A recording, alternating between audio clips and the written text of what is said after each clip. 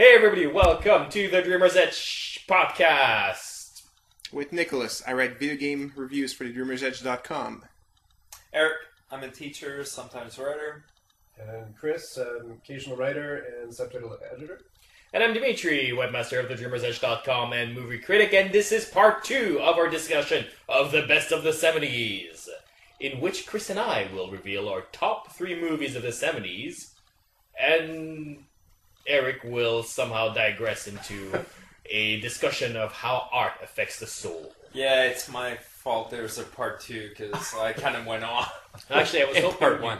I was actually hoping you would, because the episodes tend to run a bit longer than I would like when we're 4 regardless. And so you just pushed it over the edge when I was like, oh, we can just split it in 2, it'll be interesting. There you go. Let's not waste any time, because I know we're going to run long again. Anyway, so Chris, why don't you get us started? The 70s. I'm a big fan of crime fiction. The one that I think really stands as like a perfect film, in a way, is Chinatown. Oh, yeah. So, going back again to Polanski, 1974, so we've got some amazing performances by Jack Nicholson. And Jack Nicholson, that wasn't necessarily Jack Nicholson. No, he's not trying to... He wasn't a sketch, he wasn't the Joker. Well, yeah, like De Niro, Pacino, and Jack Nicholson now, we've all mentioned in the last 2 episodes, all of them before their classic personas were formed, exactly. And therefore when they were still interesting as performers. Absolutely. Still acting. Yeah. So, and John Huston, of course, is great in it. So this is, for me, just a great... evocative film that calls to mind all like the 50s Marlowe's style film noirs, and it's just so well done. It's just like, and it ends with like an interesting reveal, and it's just so damning. The private eye just gets beaten down, and part of that trope, and it's just like he's desperately trying. It's just like even if he solves the crime, like he doesn't come across as better. And even the image that you have, it's not like glossy. It's kind of sweaty, and I like that. It felt real. Yeah. For those of you who don't know, Chinatown has nothing to do with the Chinese or the Chinese community in America or all. And so there's that one moment in the movie where the title does come up. It's sort of like when they shoehorn the James Bond title in the James Bond movies. But it's so powerful when that comes back that it's devastating. It's absolutely. But I love that. I love those kinds of stories that have like the title that kind of makes no sense. You're like Chinatown. Okay, they're going to be in Chinatown. It's not really that. And it's a question of that word becomes a whole different meaning when you get that story. And then all of a sudden it's like, oh, wow. This is different. I love that. It gives a new definition to a word that you have. And in a sense, you kind of get that story. It's like it becomes this definition of this word, of this title. Let me tell you a story to define this. It's almost like a Greek myth in a sense. And I love that. I almost feel like it builds your vocabulary in a sense, like, wow, I got to know this word just by this story. Yeah. And it informs you on how to look at the movie. Because often you see a movie, you can see the plot, but not necessarily the themes. But by giving it that title and giving that meaning to that title, you look at the story in a completely different way. Again, it's just great. And kind of feeding back to the previous recording, but that was kind of my question when we were talking about Barry Lyndon. Is shouldn't a piece, in a way, inform you by the end of it how to view it? Maybe not to give you all the solutions or whatever, but you should, after spending that amount of time with a piece, you should come out of it being able to understand it a little bit more. It's funny that you mention this, because I do think that some artists, some even filmmakers, are going to say, like, look, I'm telling you a story that's completely different. I'm not going to teach you how to view it. Just keep watching it. Come on. Okay. There's a payoff here. Yeah, no, I'm not necessarily disagreeing. And I don't think there's a single definition for what art is. Or how to look at it also. There are different approaches. Yeah. I mean, like, even in your choice in the last couple of episodes, you've made your choice. I've noticed that you have a very genre-oriented approach. And I imagine that is indicative of how you view film as well. As sort of, does it meet the requirements of the genre? Does it take the genre, elevate the genre, or take it in a different very And much it's because you have a broader view of what literature is. Yeah. I don't read much poetry, so I just want to put that out there since it makes it. A lot of macho books I read. I read the Tool Time adaptation. Outside magazine. 50 Shades of Grey. Just the pictures. Okay, can I move on to my second one? Yes. Before you start shaming yourself. Yeah, exactly. Okay, so going number 2. You mentioned story, Eric LaRue. So the thing that I've talked about, I think, in some of the other podcasts is I like something that kind of like gives you a worldview that's somewhat uncompromising. You know what I mean? Like I like it when I see it in science fiction because it creates this world. You know what I mean? Like you see it in other places. You know. And in this one, I was actually thinking about Clockwork Orange as kind of a choice for this one. Passing over Star Wars, you know what I mean? Like I just assumed Frank would be here and he's not. But no, I didn't really want to choose Star Wars. You know, people who are going to be listening to this podcast have probably discovered Star Wars on their own. That's what it comes down to. So I think I'm going to go with Deer Hunter. There's a certain type of cinema that came out in the 70s that was still being fueled by that experimental 60s. Yeah. That was still auteur-driven and wasn't overrun by basically the business of the blockbuster of the 80s, the 90s, and now the aughts. You know, and The Deer Hunter is a type of film that I don't think we could ever see now. Is almost what it comes down to. Like especially that wedding scene that goes on. It's basically forever. It's an uncompromising film in a way. Like just like it's got a way it's going to tell you the movie, and it's like 2 films. You know, and you know you've got that beginning. And then they go off to war. And, you know, like, the wedding, which is the beginning of life, is also their goodbye of these people who are about to go off to war. And then the war happens, and you catch up with these characters, and they get caught by the Viet Cong, and it's just and it's a horrible, horrible thing. You've spent that much time with them at this drunken party, getting to know them, people acting out, you know, and talking themselves up, saying goodbye, having those tearful moments, and then you cut, and then you see them, and they've survived something that I could never and have never and will never, you know, I hope to God, you know what I mean? And it's so visceral as a tool for storytelling, but it's effective, but it means almost 50 minutes spent at a party. Like it's like, you know, it's an extended scene. It could be a movie on its own nowadays, you know, and it's an investment. We tell stories with almost a shorthand now, you know, and this one takes a sense of luxury in the way it introduces the characters, in as much as, you know, a party gives you those quick little moments and things happening, you know, and you're kind of like moving over here. It's even hard to understand what they're saying sometimes because they're singing, there's this, and there's people going on and talking over each other, but it is such a payoff because then you go to war and there's, as much as there's the frenetic action of war, there's some really quiet scenes in that, and they're so haunting because of it. And it's just like, and you leave that movie and it's just like... so many big stars also, and Christopher Walken. Yes. Who is incredible. Yeah.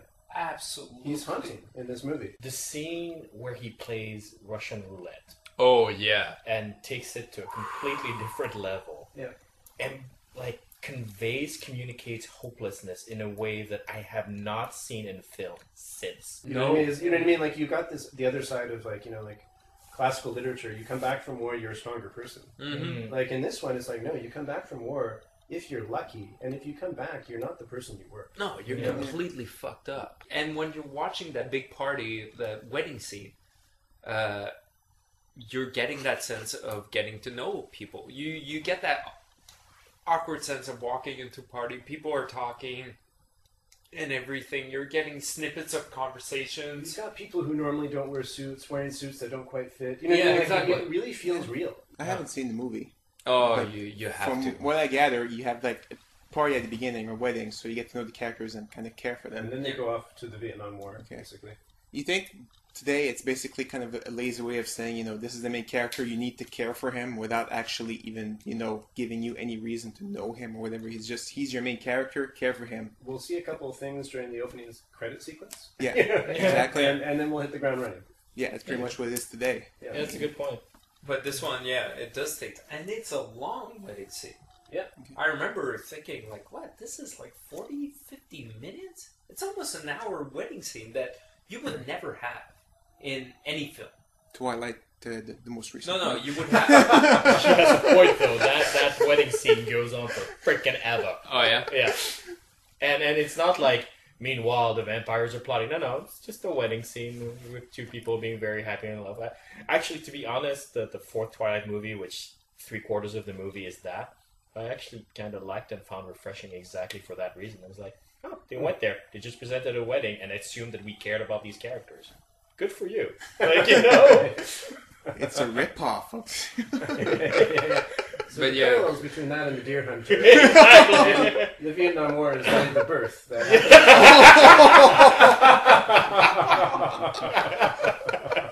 Then the first one is maybe a little bit of a smaller film, but it's one that's really kind of close to me. Is 1979's Being There? Oh, you ruined it all.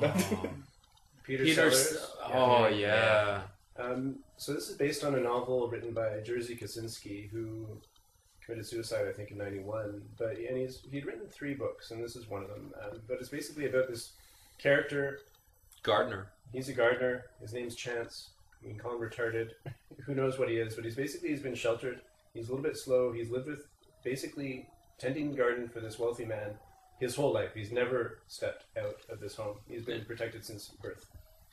The man dies, and he's basically kicked off onto the street. And then it's like a series of strange events where he doesn't really know how to communicate with the world except through little pieces of information or anecdotes or lines that he's picked up through watching television through his life. He gets gardening. And gardening. So, he doesn't really even know his name, so, people misunderstand him. He ends up being called Chauncey Gardner or something. And ends up being taken into the fold. He eventually becomes president. Wow. And it's obviously a parable, you know what I mean? And the interesting backstory about this one is that Peter Sellers, famous for, basically doing impersonations, being a comedian, moving more towards something a little bit more dramatic here. And obviously there's some comedic elements here, but in a way it's a very sad film. It's this character that doesn't know himself and people don't know who gets elevated, And what's that say about America? What's that say about America being written by an immigrant to the States? He was quite critical about it, And, Peter Sellers basically kept hounding Kaczynski, saying, like, I want to be this part. He bought the rights to it. He's like, let's do the film. And, like, Kaczynski wouldn't, first want to sell, wouldn't do the film, wouldn't sign off on it. And he was so insisting. He's like, I am this character because I have no more personality because of all the characters I've been, was his argument, Yeah. And there's a sense of that, and obviously Peter Sellers was a very, very sad person as well. Yes. And there's that level of, like, kind of this undercurrent of sadness to this film that... Yeah, there is. That is like the sad clown. Exactly. That doesn't go maudlin in any way and doesn't take away from the film, doesn't make the film a sad film, but you've got this surface story that's kind of like this weird, kind of like funny thing that's happening in this parable. But that's just sad. But underneath, there's this sense of really depth, you know what I mean, to the character. And, like any testament to Peter Sellers' acting here, where normally he's so broad in everything he does, like Inspector Clouseau's French accent, and all that. Although, I still find that there's a certain sadness in the way he does Clouseau. Yeah. That's what made those movies work, and the Steve Martin It was horrible. Yeah. But, and not just that, and being there, like, he's in this huge mansion, and it's big, it's empty, and here's this guy that is saying all these things about, like, plants growing and everything, and it's stale. Like, all of the things that he's talking about, like, he's talking in a stale environment. It's basically a gardener in a museum. It's like, living in a there's bubble. nothing... Exactly.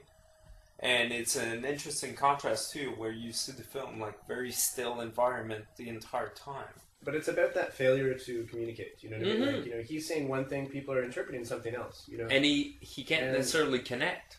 Like, obviously, like, his so speech, people like, people are finding him like a philosopher. Yeah. Like, what they're interpreting. And it's true, he's kind of touching on big themes, in a sense, just talking about little gardens and everything else. It is sad, and sometimes very funny, and at the same time, kind of beautiful. It's funny because I knew we were going to split this conversation into two, and I deliberately sort of made sure that Eric and Nick would be together and Chris and I would be together, because I knew that the distribution between commercial or sort of mainstream movies would be well separated that way, where Eric, you would touch on much more esoteric films than Nick would, and I would touch on much more commercial films than Chris would. Although we're talking about classic successes with all three movies here. But so my number 3 starts off with a rather offbeat tone, considering what we've just talked about. The Exorcist is in there somewhere. Can I just Nope. call you up? Really? Yeah. No. Godfather 2 is going to be my number 3.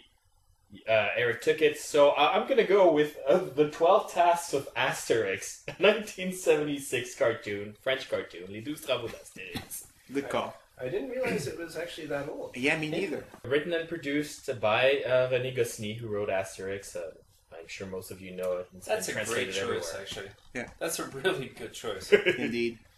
Yeah, it gave birth to Idéfix Studios, which created some of the best cartoons of the era, based on mostly Goscinny's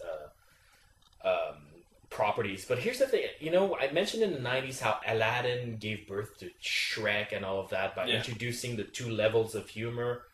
The 12 Tasks of Asterix did it 20 years before, and did it flawlessly. And there's a scene where Asterix, they need to have like this special tablet, and they need to go upstairs, they need to go downstairs to get this form, to get this form, to get the WH form, the WT, the W, whatever.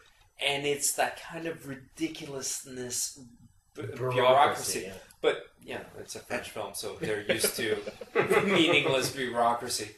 But, absolutely. And especially when you have to see, like, some of the paperwork that you go through, some things, you're like, oh, and God. As a kid, I didn't get that, but my father, he laughed every time. And he was that's his favorite part of the movie. Exactly. It makes perfect sense. I didn't get it. Now we watch it now, and, like, that part is hilarious, because we've all lived it now, Yeah, exactly.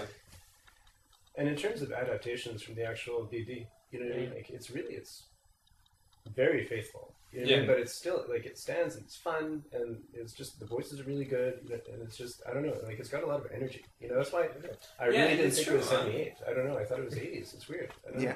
And I think it directly influenced, like, the live-action films that they did, with Gérard Depardieu and everything. Like, even when you heard their voice, they kind of sounded like the Asterix from the 70s, from the cartoon. And lots of kind of self-referential, like, lots of little inside jokes that are not as obvious, let's say, as Shrek would make it, but they're still there.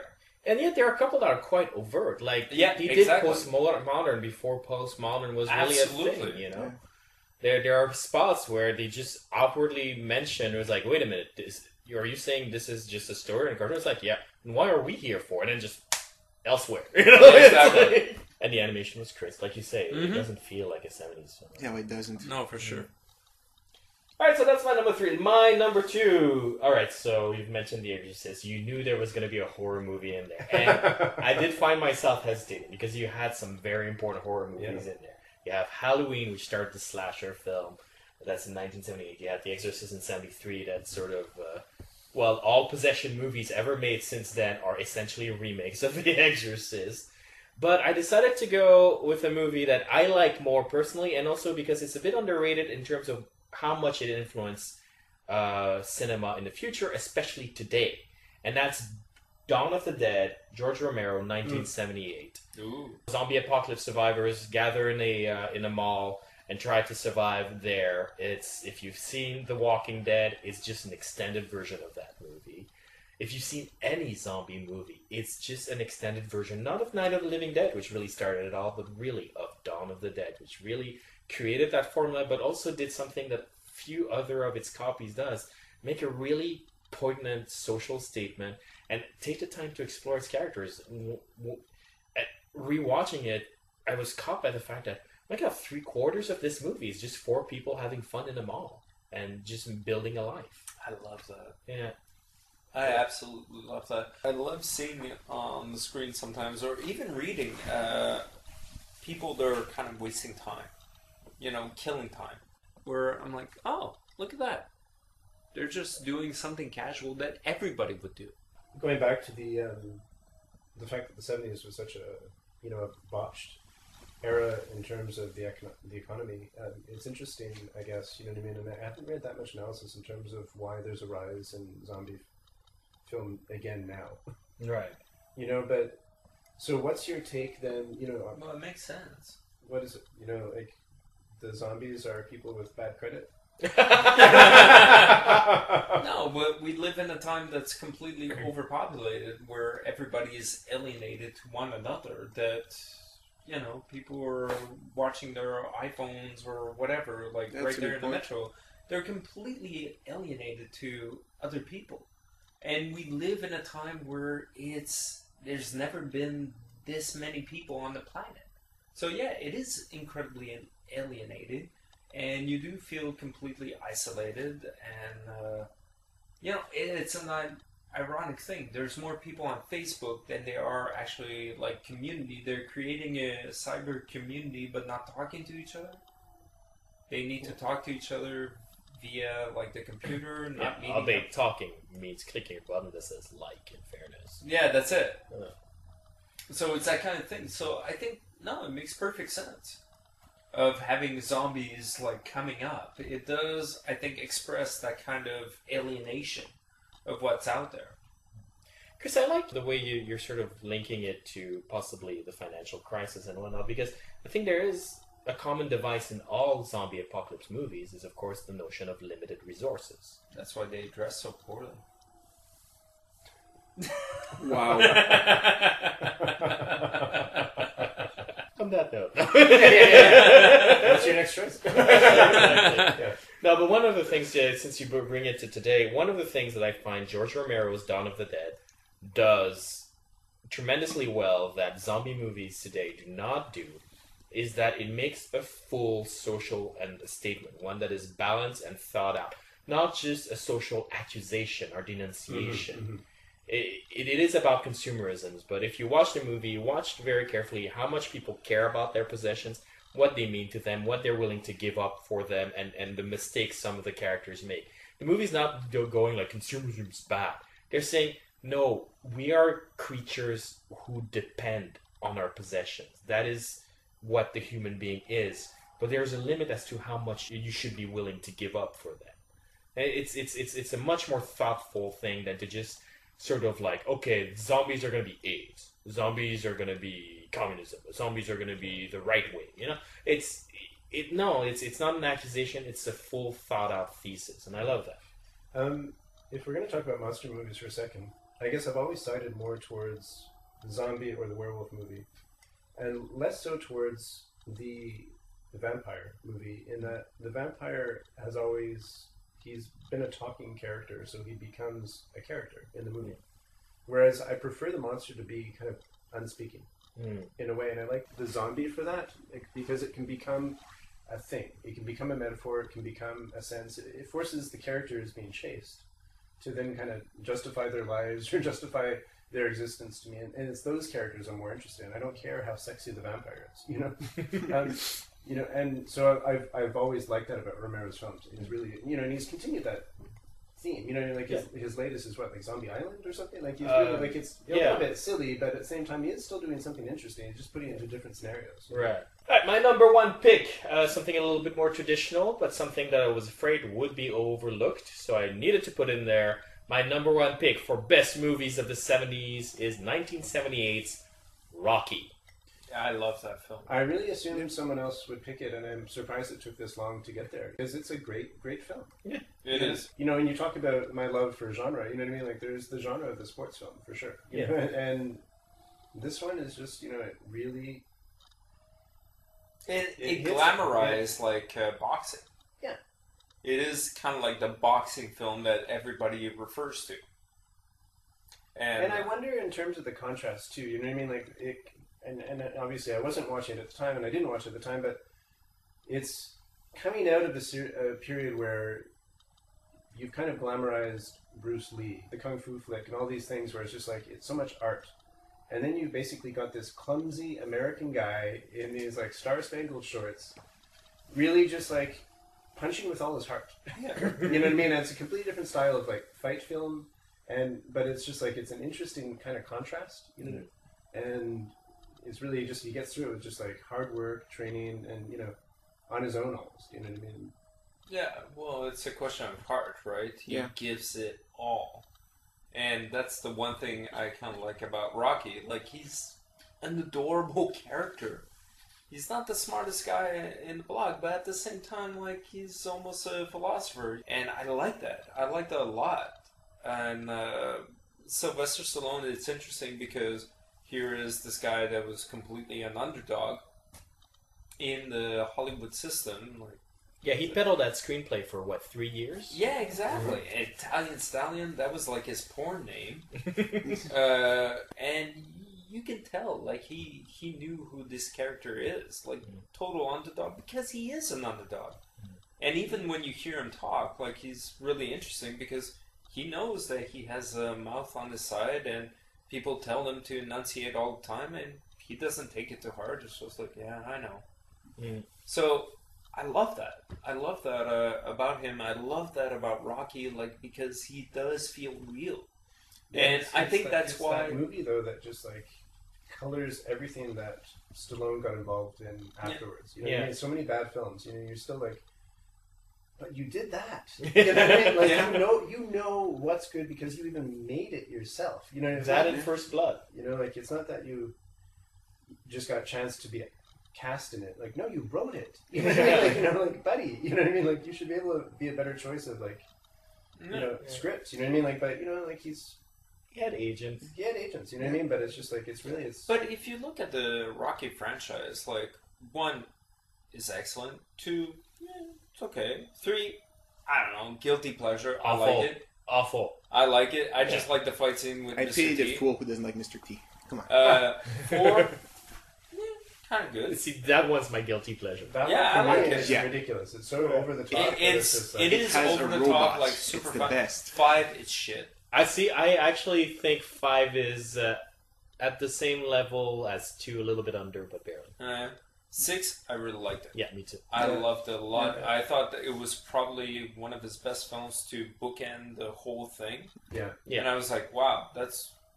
You know what? I think that's a great way to finish it. Yes, but I do feel that all the numbered sequels make one fatal mistake in relation to the original, is that they follow Rocky's journey. Yeah. Because if you look at Rocky, what's interesting about him is that he's sort of like this working class Buddha Zen type guy who makes all the right calls. He's sort of perfect. Like, the only moment of doubt he has is just before the big fight, where he goes like, I don't know if I'm going to make it. That guy's really strong. Then he takes a walk in the middle of the night, comes back to Adrian, and goes like, you know what? I don't need to make it to the end. I just need to try. All right, I'm good. Like, that's it. Like, he's just this perfect human being. And the person going through a transformation, a journey, is actually Adrian, who's inspired by him. She's sort of her muse. She's like this mousy little creature who at the end, like what the final shot is not Rocky winning. It's Adrian having the courage to go through a crowd to get to him. Yeah, exactly. And that's what I found so moving and so powerful about Rocky, that when I saw the sequels focused on his imperfections, on who he is as a human being, I went like, I think you missed the point a little bit. Yeah. And it's probably also one of the best endings because he doesn't win. Yeah, that's the thing. It was that's never what I love. It was never his objective to win anyway. Exactly. And that was it. And it wasn't like a typical corny movie where I'm super underdog, but we're going to win the championship and we're the best. No, it was but just, I like that, and it's always very inspiring because it's that kind of thing of it's all about putting one foot in front of the other. One foot. Well, one of the things that this movie does that I think something like The Gladiator doesn't do, you know what I'm talking about, The Gladiator with Russell Crowe, and it follows the same thing where it's just like kind of an underdog or a nobody who kind of apparently it gets bigger and bigger and bigger. With The Gladiator, it happens and you don't even see it happening almost, or you don't see enough of it, but they follow the pace for that with Rocky so well that you see the town starting to follow him. You see people running, you know what I mean? Like you see that movement and that suddenly people start believing in him, and like there's this sense of hope. Even just him getting the next bout, you know what I mean, like booked and everything. And it's just like, and I found that really sweeps you along, and it's something that is just like you're watching The Gladiator. I'm like, I don't feel anything here. I'm just waiting for the next fight scene. You know what I mean? But it's just like, but it's predicated on me thinking that he's gaining momentum and his name is known in the halls of whatever shit, Bob. I do want to add as well, the musical score by Bill Conti. Yeah, Rocky absolutely. is fabulous. It is some of the most inspiring stuff. Like, this is the music I use to train. You know, like, no other music will do. Not because it reminds me of Rocky, just because it just pushes you forward. It just does. And there's one tune that I listened on the soundtrack that is sort of the main theme, but just with the notes going a little bit downer and with some notes added in between the notes to make it sort of slower, and it gives me the sense of waiting and sort of having to push through something bigger. And, like, this is not me watching it with the scene. It was just the sound. And then I look at the name of the track. It's called Redemption.